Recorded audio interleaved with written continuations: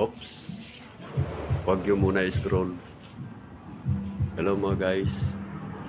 Sa darating na halalan ngayon, kailangan pag-isipan natin ng maigi.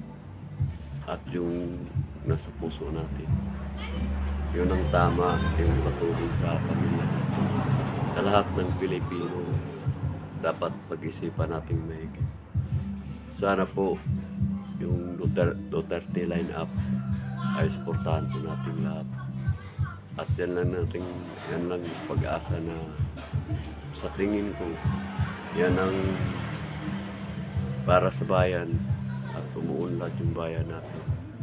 Dahil nakikita naman natin sa nakaraan ng siya nakaupo sa posisyon. Ang ganda ng patakaran, ang ganda ng pumalakad kahit may pandemic pa. So yun lang guys, maraming salamat guys.